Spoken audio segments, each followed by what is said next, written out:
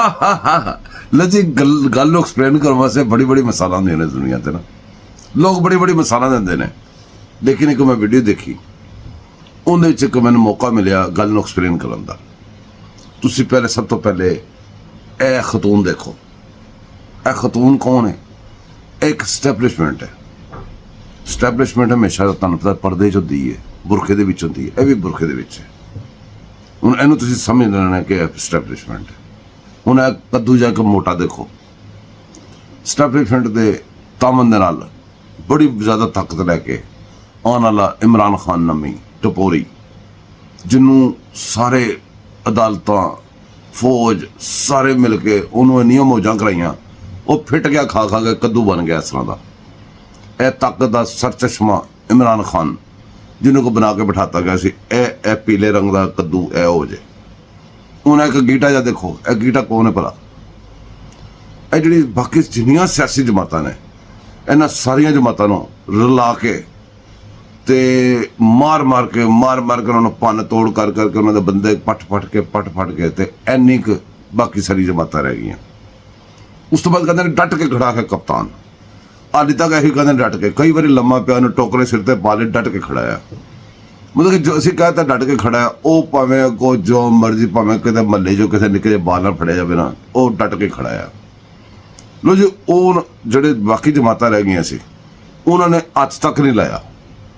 सबज हलाली डंडा लिया हथ दे विच, सबज हलाली डंडा, पाकिस्तान का हलाली तुहानूं पता सबज हलाली परचम, वो डंडा लैके ते दुआले हो गए ने। वो दुआले होए उन्होंने सिर्फ डराया, कहते ने मारे नालों पदाया चंगा हुंदा।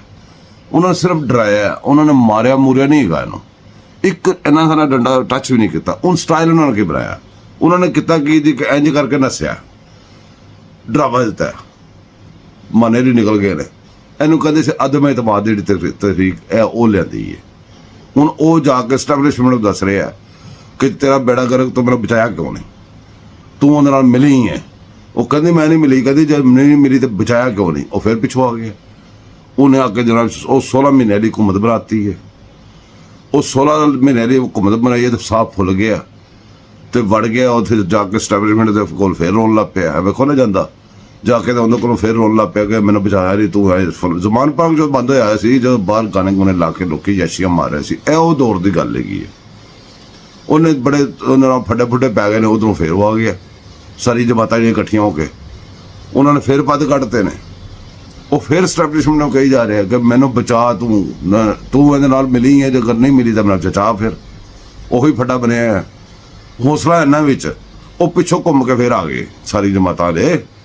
उन्होंने डंडा लिया के घुमा के नसा के 14 महीने की पहले बनी सी, फिर उस बाद वो बन गई ना टेक्नोक्रेट की जी निगरान हुकूमत वो बन गई। वो बना के इलैक्शन जित के डंडा उन्हें चला के मारिया तो स्टैबलिशमेंट ने कहा कि बंदे के पुत्र बन चल हूँ मेरे नाल। वो टुर पई तो उन्हें जेल के विच ना कद्दू पीले रंग का कद्दू जिहड़ा ना जेल दे रो रहा है तो आंसू कट रहा कि क्यों। देखो कैसी गल है, छोटे ਜਿਹੇ क्लिप दे ना कोई एक्सप्लेन हो गया।